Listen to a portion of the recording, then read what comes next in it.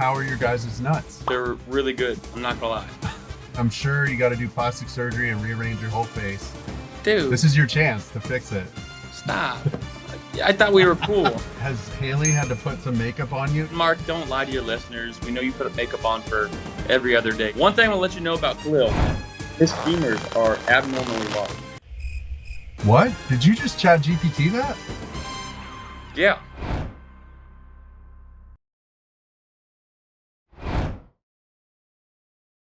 Welcome to NFL on Fox presents Rearview. Today we have a very special guest.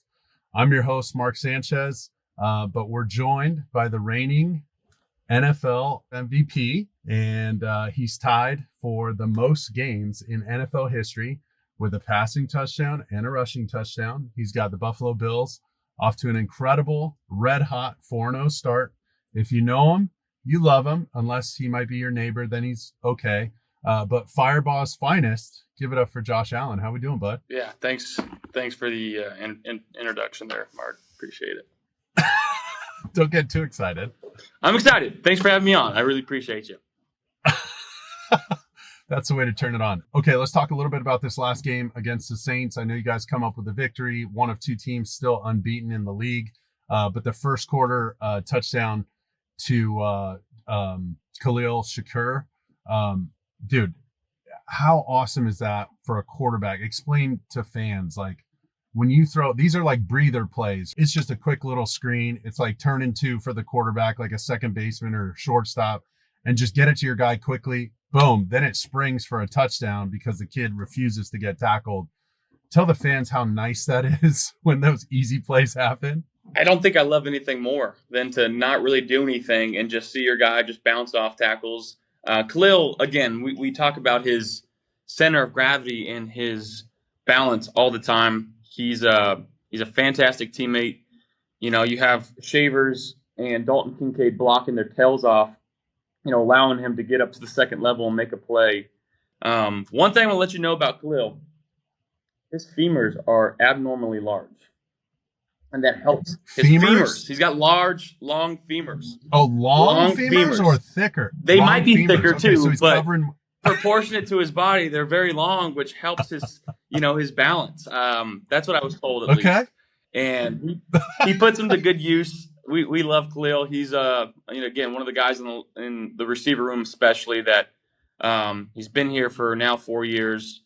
Guys look up to him as a leader. But again, our personalities match in a way where we can joke around and have fun. We're on the football field, and it's just a lot of fun playing with him because he does everything the right way. And that play, like you said, a breather play sets up the touchdown later to Dalton Kincaid because Dalton, again, willing blocker, goes in there, gets his heads and hand dirty, and then it sets up the little pump off that play, allowing Dalton to run down the sideline for a touchdown. So it all kind of works together. That's awesome, man. I love that you said that. There's one thing to be an able blocker, but to be a willing blocker as a tight end and a receiver, that takes a real mentality. Like rebounding in basketball, you just got to commit to it. So, and it's a hustle thing. Okay, talk to me a little bit about the defense because they balled out too and stealing. So Kellen Moore, now the head coach in New Orleans with the Saints, he's their coordinator and tries to run Philly special. Remember his time in Philadelphia? I'm sure, everybody's got a version of the Philly special that Nick Foles famously scored on in the Super Bowl against the Pats. But they tried to run it against you guys, and Cole Bishop picks it off, takes it the other way. What did you see on that play, and have you watched it yet? Yeah, Cole was the boundary safety there. They're doing kind of a pass-off game. He sees Olave come in motion. He's running all the way across the field. Obviously recognizes that it's a trick play pass. He tracks the ball in the air and makes a one-hand interception, and that takes points away. Whether we got the ball and were able to score right before half, we got the ball at the 2-yard line, just trying to get it out, run the clock out before halftime. But those 3 points could have been the difference in the game at any point. Puts different pressure on you throughout the entire rest of the game, and for them to make that play and for Cole to make that play, who's a young player, he's still getting better, he's still learning. But, talk about a confidence boost for a guy that saw his assignment, made a spectacular play, and really helped the team in such a crucial moment of the game. Okay, later in the game, the Saints close it 21-19. There's this pressure moment, 3rd and 5, and it's classic Josh Allen that we know and love. The scramble. Talk about the difference for quarterbacks. And I think at Wyoming and earlier in your career, it's easier for guys to escape outside the pocket, try and run around guys. You're fast, but those guys on the edge are absolute monsters. They're creatures and they can track you down. When you attack vertical, it's so dangerous. And then you just crossed over Pete Werner, poor guy, put him on roller skates and then ran by him. But talk about your ability to scramble and your mindset going into that play when your legs are alive. Third and medium, third and, short. That's a killer and a backbreaker for the defense. Yeah, I mean, I think this year I feel like I haven't scrambled all that much.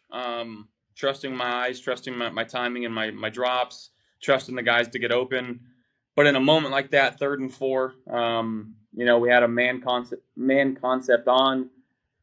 Just felt a little squirrely early on my drop, and I really should have stayed in the pocket and thrown it to Dalton Kincaid. He ran a beautiful route. But in that type of moment of the game, I was like, you know what? Let me go get this first. Just find a way to pick one up and move the sticks and get to another first down. But fortunately, was able to get out, get on a linebacker and make a quick little play, find some more yards, and the next play. Don't be humble. So don't be humble. That was a crossover. It was a good one, but yeah, I won't give away all my secrets, but. Okay, you're giving out game balls for the Saints, and of course, you were talking about James Cook potentially getting a game ball. It sounds like he broke a record. James Cook, Cole Bishop. Okay. And we're gonna go Shaquille Thompson, who's a vet. Stepped in, obviously, with Milano out. I thought he made a lot of plays off the sideline, flying around. And I love that guy. He's such a good guy, good for our locker room. We're happy to have him here in Buffalo. I'm going to read you a stat, and I don't know if you know this, but Josh Allen is 8 rushing touchdowns away from Cam Newton for most in NFL history by a quarterback. Cam Newton reached 75 touchdowns in 148 games. Josh Allen, that's you, sits at 68 in 115 games. Wow. You also have 202, which passed Cam Newton, 194 in passing touchdowns, and has more. So you have more total touchdowns. But what do you think about that? Did you know that you're on the cusp of breaking that record? I knew going into this year I was getting close, but I don't really follow my stats like that. Yeah, it's pretty cool. I think it's a cool stat to have. Nice, dude. Got to get there. We're looking ahead to this next week. Divisional opponent. When I was playing the AFC East, it ran through Foxborough. Now you guys have taken a stronghold there and made everything come through Buffalo. Talk about the importance of that, trying to own divisional matchups, force these other teams to come through Buffalo in the playoffs. Yeah, I think Coach McDermott does such a good job of preaching playoff caliber here, and in order to win a Super Bowl, you got to make the playoffs. The easiest way to make the playoffs is win your division. So these division games are of the utmost importance. Given everything that we got throughout the week and making sure that we're turning every stone over and every leaf and just trying to find ways to help win us the football game. At the end of the day, if we win by 1, we win by 100. It doesn't matter. So it's a tough team coming into play. I think Drake May's playing really good football. I'm such a big fan of his. Such a good guy, and he's playing pretty good. And their defense has got some studs all around. They're flying around making plays. Obviously, having Coach Vrabel there being a culture changer. I've spent a couple times. I've been around Coach Vrabel a couple times, and every time I've seen him, man, it's just like big hug, big smile. He seems like a very authentic dude, and I'm sure the players love playing for him. Okay, let's talk about what used to be your moneymaker. Well, you're in all these commercials. You got this great look going, and then boom, everything changes. Now you got to get surgery after the season. I'm sure you got to do plastic surgery and rearrange your whole face. Dude, this is your chance to fix it. Stop. I thought we were cool, and you're one to talk. Cool. Real story. First time I ever saw Mark Sanchez, I was sitting out at the Monarch Beach Club. And you see this guy, Rico Suave, coming out of the freaking ocean, putting his hair back, all the freaking moms and girls looking at Mark Sanchez coming out, and it's just like this freaking guy, So that was my here's Mark Sanchez. That's back in my story. prime. Yeah, that was back in your prime. That was like, I don't know, 7-8 years ago probably. And now that I got to know you, and I was like, oh man, I really don't like that guy now. But my nose is fine. I broke it up like on the actual bone, not any of the cartilage, so I don't have to have surgery. It's just a little chip in it. I feel like is that A Star Is Born with Lady Gaga and Matt? Yeah, where they do that thing. I can feel a little indention here in my nose, but hey, it's good, man. My whole thing with marks on counters or floors or chips on something, it adds character. It tells a story. So this is just another part of my story. Wow. What a great way to frame it. Has Hailee had to put some makeup on you? Just so you know, when we go on broadcast, I got to put makeup on and I'm watching like tutorials. Hey, everybody, here's how I do my makeup. Get ready with me and all this stuff. Until Perry goes on the road with me. When my wife goes on the road with me, I'm like, hell yeah. Because she can do all the makeup stuff because I suck at it. So are you having to... No, I've just let it ride. And Mark, don't lie to your listeners. We know you put makeup on for every other day things too. So not just, I got to put on my makeup for the TV. We get it. It's okay. Yeah. It's for TV, dude. Sure. More importantly than any other place, I think maybe in the country, is the Bills' legendary equipment staff and their training staff, but especially that equipment staff. Jeff Mazurek, you got Spence, and you got Scobes.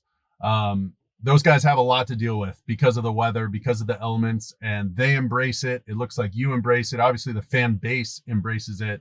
But talk about those three guys and then Nate Bresky a little bit. Give me a one-liner on each of them and how much you appreciate them. Jeff Mazurek, best golfer in the building, my opinion. Really? Yeah, we got some good golfers in this building. Bean, Warswick.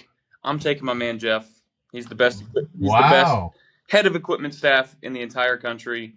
Scobie is the absolute boy. He's just, he does everything. His progression of catching a football, believe it or not, it's a learned skill.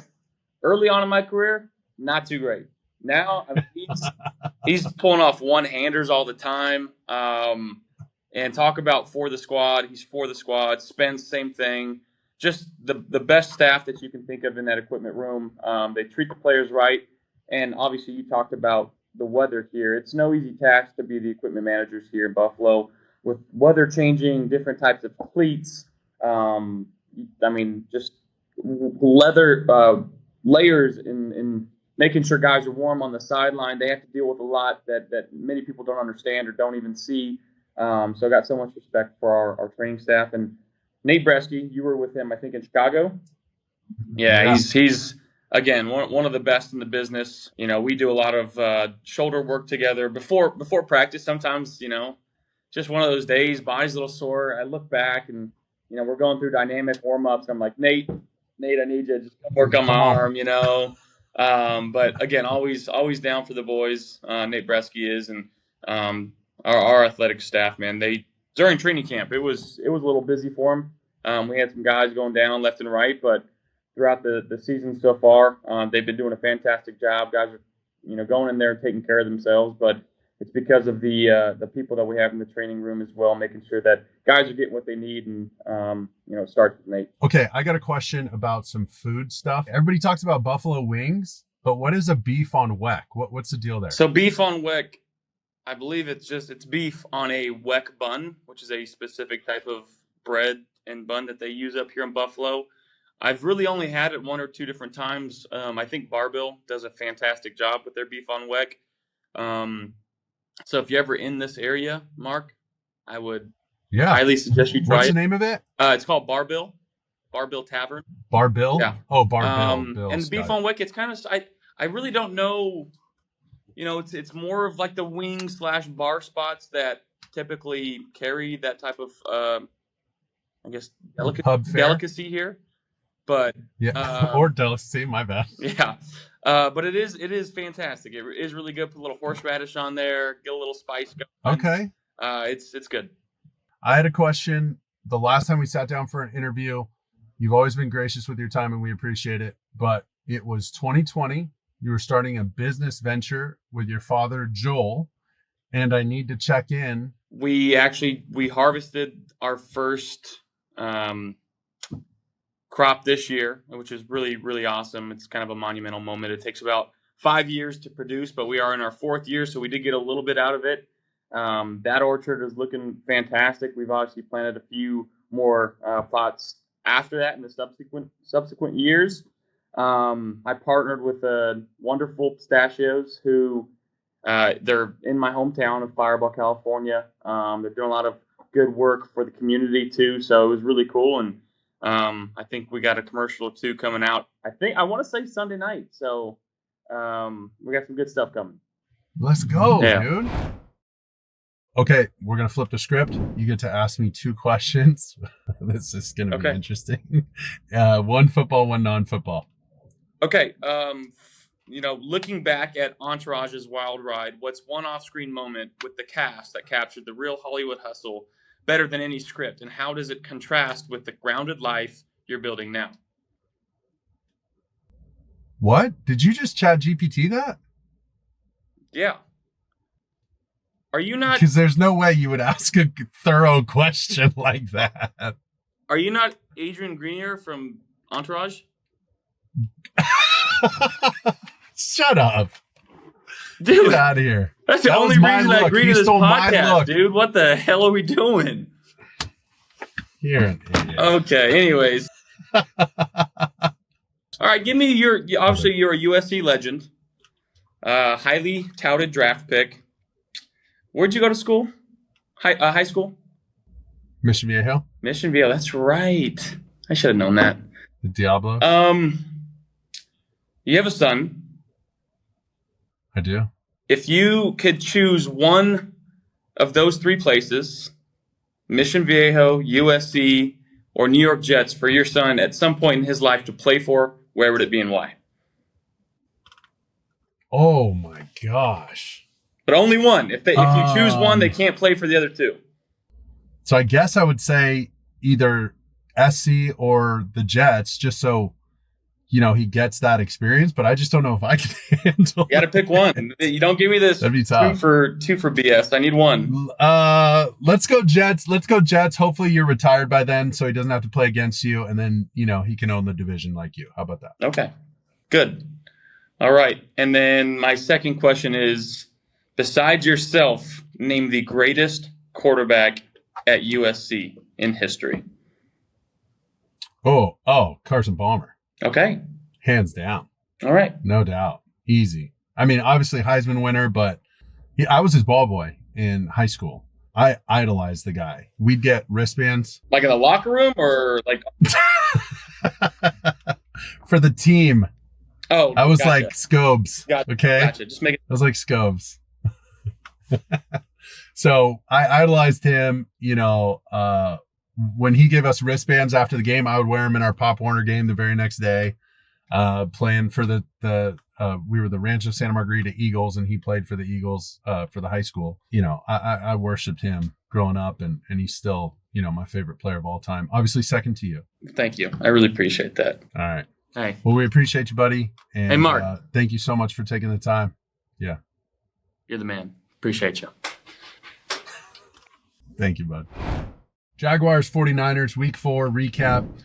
There was a lot made of sign stealing, and I think that's where a lot of people probably interpreted that or misinterpreted that as like this is the Houston Astros and somebody's cheating.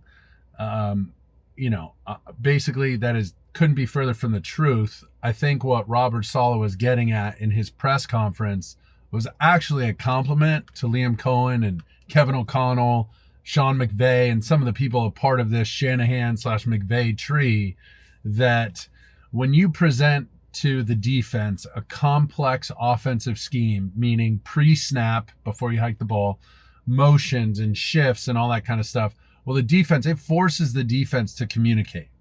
And when the defense is playing at home, remember, communication is paramount, but it's also nearly impossible because the home crowd is so loud. So the defense is forced to use signals. For example, Guys used to touch their quad, meaning they were playing cover 4, which was quarters. Sometimes people would call it pack. There was a defense for a while with Rex Ryan and Jim Leonard and Dennis Thurman and all those guys with the Jets. They would go like this for Pac-Man, because pack meant cover 4 on that side with specific rules and leverages and alignments and assignments based on this complex offensive presentation of football. So if you do that over and over, especially at the line of scrimmage, you couple all that complex offensive pre-snap movement with the defensive signals because it's so loud because of the home crowd screaming, then you couple all that with on the ball presentation, meaning hurry up offense, no huddle. Now you put the defense in a bind, and all you're trying to do is pick off a couple signals from the sideline. You have people dedicated to that. And this really happens during the week. You watch the Monday Night Football game, any national broadcast, and they have those field mics, those little dome, those hemisphere clear microphones that boost sound into the broadcast. So you can hear when Peyton Manning is at the line of scrimmage, for instance, saying Omaha, you can hear some of these defensive calls. So that's what he was getting at. And I don't think it's any different than any other team in the league. These guys just happen to be good at it because they're good at no huddle. And that whole lineage of offense is very complex when you get to the line of scrimmage. So that's basically it. I don't think it's anything more than that. This is not the Houston Astros. This is not illegal. This is all within the rules, but it does take somebody on your staff or multiple people on your staff poring over film and hours of film, not just the television copy, but the coach's copy, to try and figure out which signals are which, what they actually mean, and if you can actually use it in real time. So it's a lot of work that goes into it. And I think, this whole thing was overblown, but that's a long-winded way of saying you got to use every advantage you can. Packers Cowboys week 4 recap. Micah Parsons coming back in to Dallas. We all know that exit wasn't as smooth as maybe people had imagined, but to end in a tie, that was just weird. Also, it brought into question a couple of the overtime rules. Obviously, you can tie during the regular season. In a postseason game, they'd continue to play the game until somebody was, in fact, victorious. My question, though, is 10 minutes enough for overtime? I think in the playoffs, I want to say it's 15 minutes.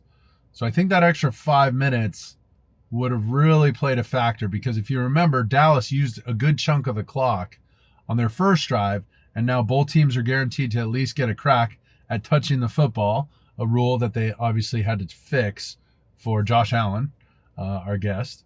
But it brings into question, do we want to extend overtime and hopefully try and eliminate some of these ties? Because now the divisional race for each of those teams just gets a little more complicated with that tie. So that'd be the Packers in the NFC North, and of course the Cowboys in the NFC East. So some good questions about overtime. And obviously, if you know you're going to get the ball, it's the right move for the Packers to, if you win the toss, go on defense first. Then you know exactly what you have to accomplish when you get the ball back. And you also have 4-down territory, meaning you're going to use all 4 downs no matter what, trying to score on that second drive because you're the second possession. So I thought they handled that all right, other than the final score. 49ers at Rams on Thursday night. This is a big one.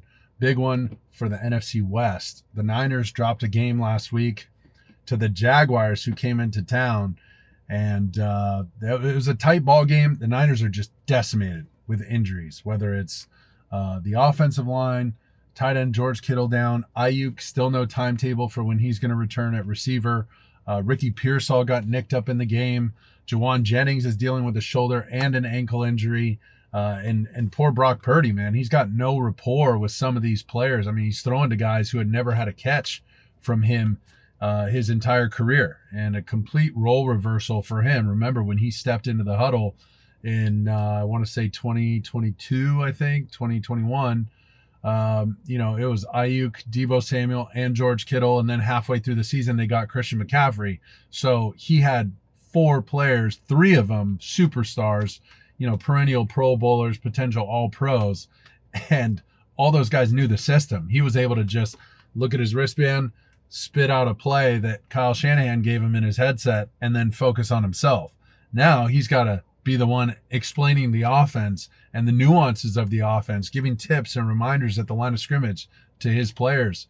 And, they're just decimated right now. So they're also leaning on some really important rookies at every level of the defense. At safety for the Niners is Marcus Siegel. He's a rookie this year starting. And then at nickel, they got Upton Stout. And then up front, Michael Williams. So 3 rookies at each level of your defense. All 3 playing pretty well right now. All 3 up to the task. But remember, no Bosa on defense really changes things. And Fred Warner, the emphasis on him, and Diamondor Lenore, the 2 real veterans in that group, to try and handle the Rams. The Rams, on the other hand, they're an incredible group. And we saw them take Philly down to the wire. They got a field goal block to lose the game. So other than that, these guys would be undefeated. They got a big divisional matchup in their place on Thursday at SoFi, so that'll be an interesting matchup. Puka Nacua is playing out of his head. Nobody can cover the guy. He might be the best receiver in the league right now, and they're scheming up all his stuff. One of the things that really is impressive about Puka is not only is he getting better, year to year, but it feels like week to week. He's really improving, and he's one of those guys who sells out for the team. And the ball seems to find him no matter what, because he's so detail oriented in his route running ability and just his overall awareness of defense. He knows when it's man, he knows when it's zone, he knows when to stop, and he knows when to keep moving. Matthew Stafford, deadly accurate. Kyron Williams looks awesome. And we know that young defense, all those guys in their second and third year. It's incredible, the group up front that they put together.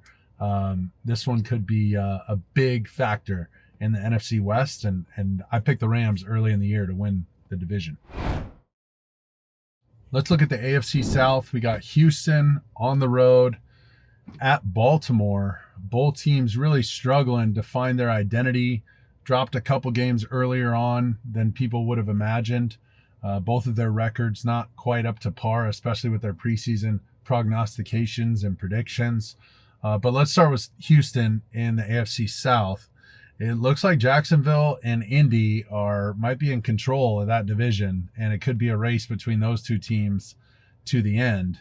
For Houston, trying to find their offensive identity, their defense looks incredible, but they're on the field too much, and they're getting worn down eventually at the end of games. And when you have defenses out there for more than 75, 80 snaps a game, it's just exhausting for those guys. So hopefully they find a way to balance out their offensive and defensive snap counts, really, for the year. When you look at Baltimore, everything's going to revolve around Lamar Jackson, obviously. The hamstring injury, how long is he going to be out? How severe is the tear? All those things matter, and that's why you signed Cooper Rush. So what's that offense going to look like? Obviously, different skill sets between those 2 players, so I'm eager to see what they try and do on offense. And then for their defense, other than Kyle Hamilton, they have a ton of stars, but their second best player might be their D lineman, Nnamdi Madubuike, and out of Texas A&M, but he's down right now, and it doesn't look like he's coming back for the year. It sounds like a severe injury to his neck, and this could be tough for Baltimore, who's in their division, the AFC North. Pittsburgh's handling business. Cincinnati losing Joe Burrow. You can't completely count them out, but that's a serious blow.